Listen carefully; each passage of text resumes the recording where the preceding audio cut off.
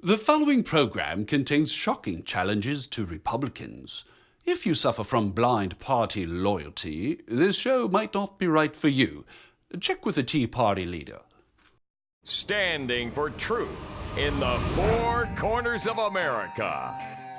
Fighting for justice on the frontiers of the culture wars. And turning resistance into an art form. The only TV host arrested more times than Mahatma Gandhi, Randall Terry. Welcome, ladies and gentlemen, to a special edition of Randall Terry, the voice of resistance.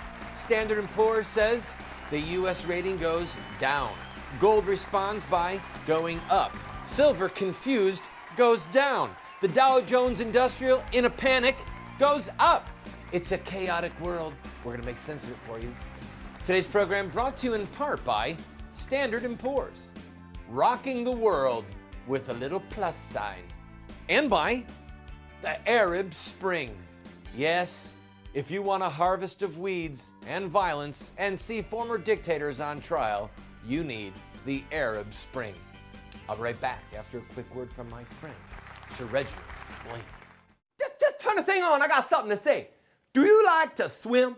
When I was a boy, we went swimming all the time in swimming pools and lakes and rivers and creeks, and we had a lot of fun. Well, when you go swimming on a federal plantation, it's like swimming with a ball and chain tied to your leg and then another one tied around your neck. You ain't gonna swim, you're gonna drown. And that is what is happening right now in this country. We are drowning in a sea of debt. They talk about raising the debt ceiling. What a bunch of liars. They are digging a pit in which they are gonna bury us and drown us in a sea of debt.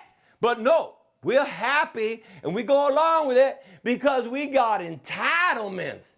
You know what? You're entitled to be stupid, but you are not entitled to take my hard-earned labor.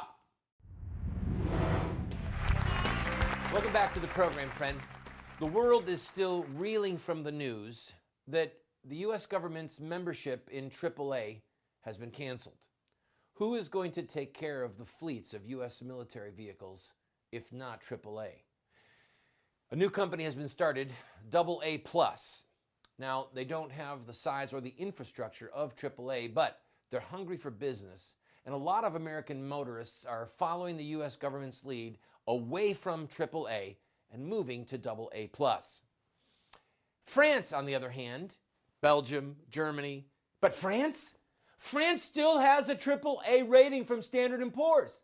I thought this was all fun and games until I realized that the French, let me just say it again with a little bit more contempt, the French have a better rating economically than America?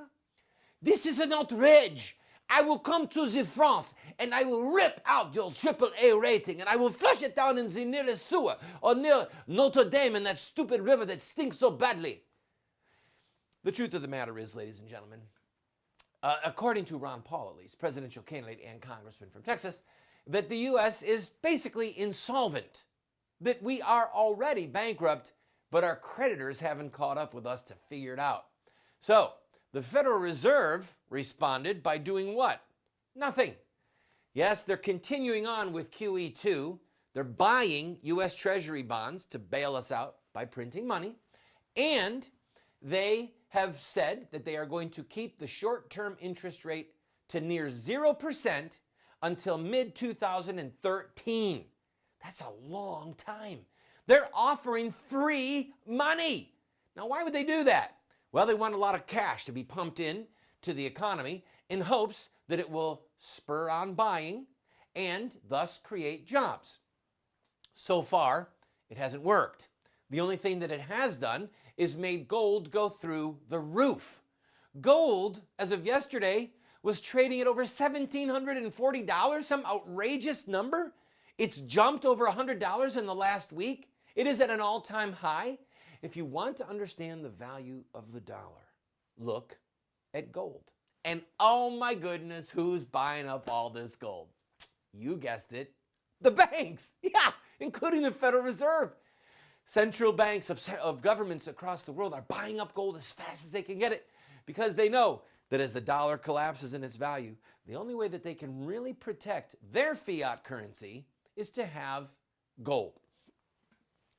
Gold's younger sister, I won't call her a cheap sister because she's no cheapie, is silver. Silver has been hovering around $40, got over 41 last week, and right now it's in the $37, $38 range. Friend, it is a great buy.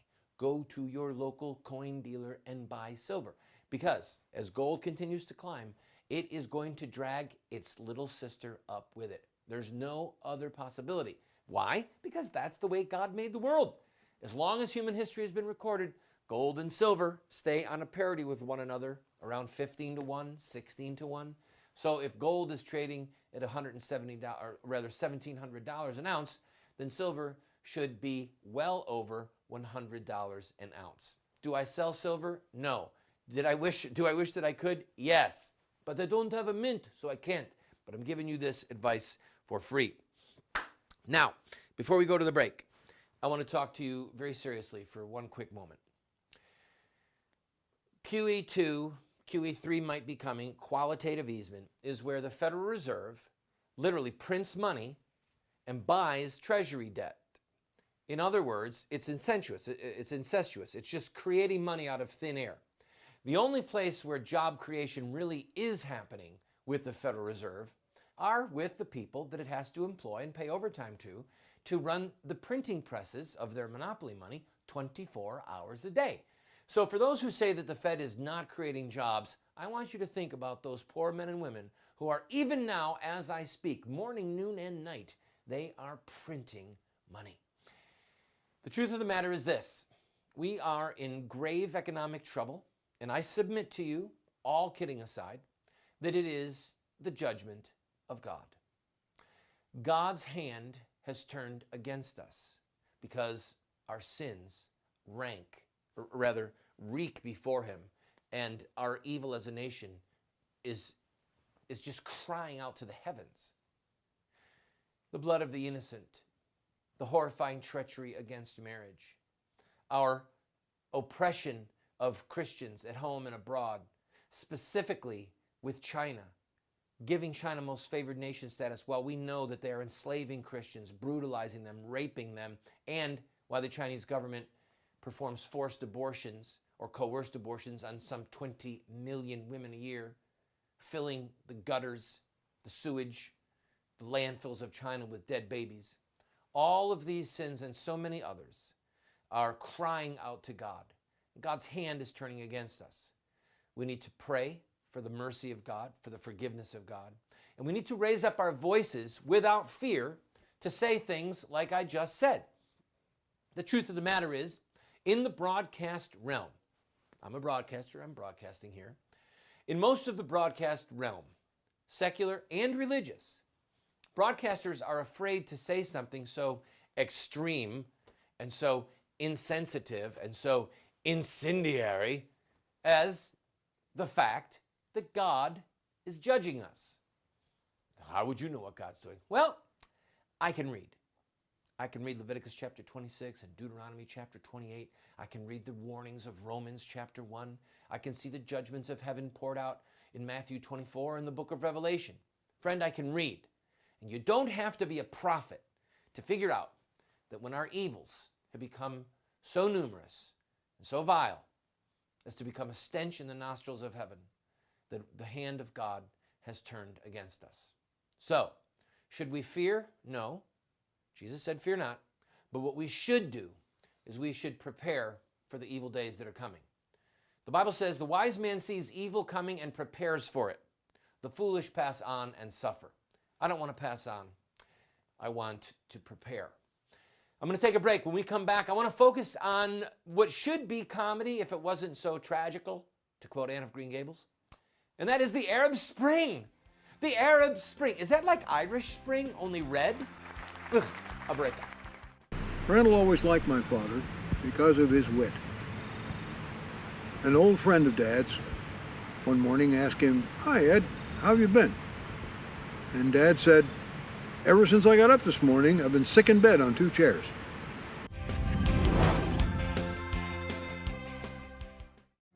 Moments with Moses. and you shall perish among the nations, and the land of your enemies shall eat you up. Welcome back to the program, friend. Have you followed the news about the rioting in London? Literally thousands of buildings in London have been set on fire. This is crazy. Violence of this kind has not been seen in England for decades, and as of right now, they still haven't been able to quell it. We will keep you updated on it and who is involved, but it appears, at least at the front end, that these are a lot of people who want more government benefits, who are frustrated with the lack of being able to get a job, and who are outraged at the cuts that are coming in England's welfare state. What's that? I hear a warning of what's to come in America when we finally go broke and we have to either cut all of our, or many of our giveaways, of our entitlements. Keep your eyes peeled, friends. All right, let's talk about the Arab Spring. This would actually be funny if it wasn't so serious. First of all, whoever came up with the phrase Arab Spring should be slapped, and then should be verbally abused, and then should be mocked, perhaps burned in effigy, but for sure tarred and feathered, and never be given a moment's credence again. The so-called Arab Spring was born right out of the bosom of the Muslim Brotherhood. Now, right off the bat, you have to say, this is freaky, because if Muslim brothers are giving birth to something, something's wrong with that. But, all kidding aside, it was the Muslim Brotherhood who orchestrated the protests in Egypt that literally brought down the Egyptian government, and then their chief cleric who called on protests in Libya, and then called on protests throughout the Arab world, not for a breath of fresh democratic air, but for Sharia law. Whatever moron and fool said that this was an Arab Spring to promote democracy clearly either had wishful thinking or was a provocateur on behalf of the Muslim Brotherhood. You can't get it that wrong without either being incredibly stupid or that you have a deliberate agenda. Now, let's just take a quick look at the landscape, because it's pathetic. Bashar al-Assad, the dictator of Syria, has led his troops since March to kill about 2,400 people. This caused, I believe yesterday, Saudi Arabia, Bahrain, and Kuwait to all pull their consulates, their ambassadors, out of Syria as a protest. Wait, is this a joke? Saudi Arabia that regularly cracks down on protests? Saudi Arabia that invaded Bahrain to stop protests? And then to add irony to this comedy, the government of Kuwait said, if any of you have protests at the Syrian embassy and you're from out of the country, we're going to expatriate you. We're going to send you back to your mother country, even if it's Syria. So the Kuwaitis pull their ambassador out of Syria to protest the human rights abuses, and then turn around and say to the Syrians inside of Kuwait, if you protest outside of the Syrian embassy, we're going to send you back to Syria where you'll find certain death. This is bizarre. It's bizarre. Let's go a step further. If you're al-Assad, al-Assad, you're watching Al Jazeera television, and you're watching Hosni Mubarak in a cage, in a hospital bed, in a cage, in a courtroom. What are you going to do? Now, let me get this straight. I could relax some of my police state and allow this Arab Spring to come to full bloom, at which point they will topple my government. And what awaits me? Oh, what's happening over there with Hosni? Hosni, is that you? How are you, my brother? You think that Muammar Gaddafi in Libya is going to go a little bit easier on the protesters and on the insurrection while he watches Hosni Mubarak in a cage on trial? All right? Saddam Hussein executed, hung. They got the film out.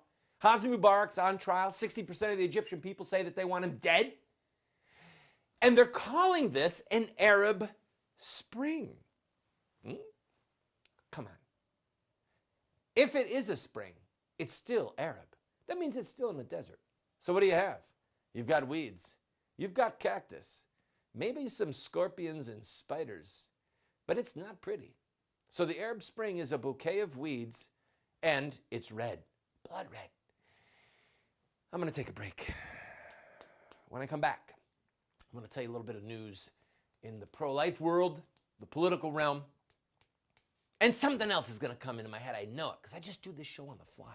I make this up as I go. Don't I, guys? Yeah? I'll be right back.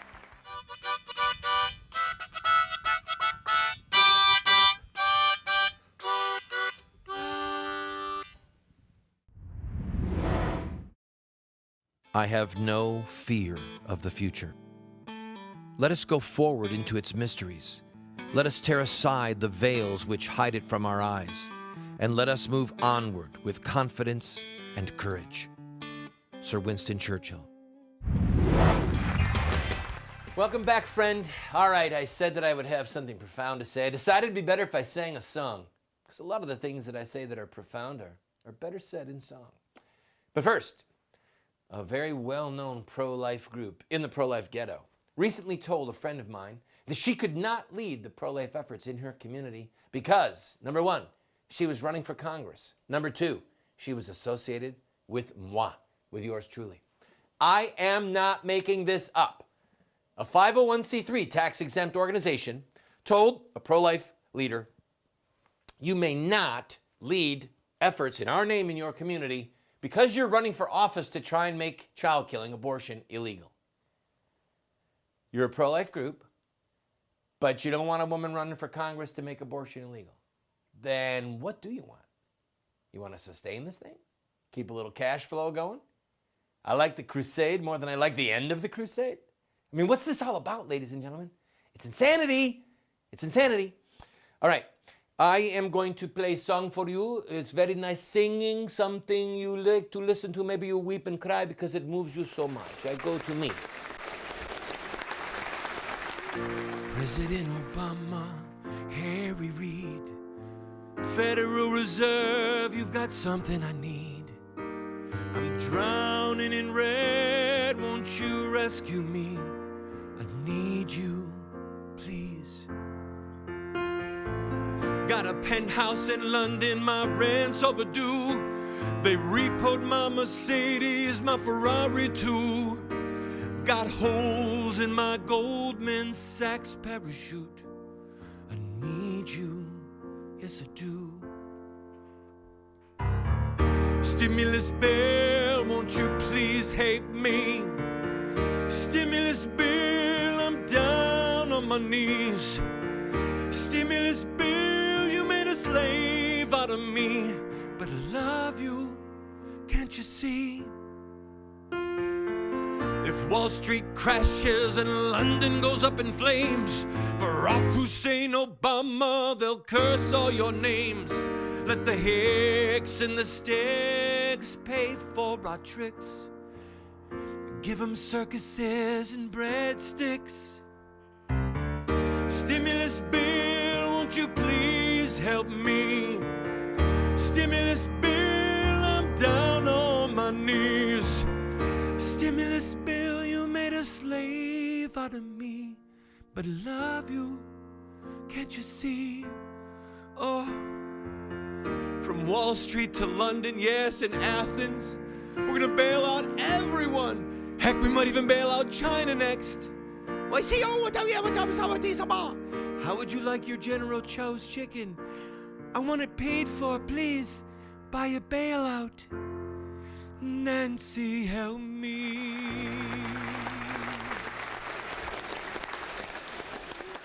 I do that because I can. Hi. Okay, anyway, I hope you like that song. I'm going to take a quick break. When we come back, now before we go, let me tell you something. We're about to do a 10-part series for clergy, okay? Now listen, if you're a clergyman, you're not going to want to miss this series. If you are a layman, number one, call your pastor. Get him to watch the show. Get him to watch all 10 parts. And I'm going to give you the rhetorical, philosophical weaponry that you need, or at least the discussion tools, to talk with your pastor about why things are the way they are in the church in America. The series is called A Humble Plea, and the goal of it is to help Clergy, be brave, courageous watchmen on the walls. That series is coming up very shortly. I'm going to take a break, come back with a word from one of our founding fathers. Don't go away.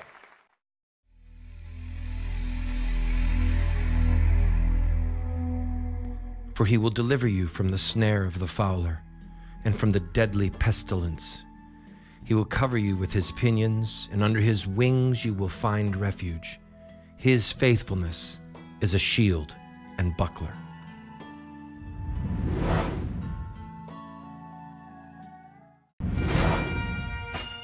Samuel Adams said, "You do not need a majority to prevail, but only an irate, tireless minority, keen to set brush fires in the minds of men." I have quoted that passage many times because it's so critical. My goal in doing this program is twofold. One, to give you the information that you need, but you can get information anywhere. The real difference that I bring to the broadcast world, and hopefully to your life, is number two, and that is to equip you to fight, to equip you rhetorically, philosophically, tactically, so that you can have your voice be heard on the airwaves in your community, in letters to the editor, on the front page of the newspaper because you hold a protest and do the things that we encourage you to do.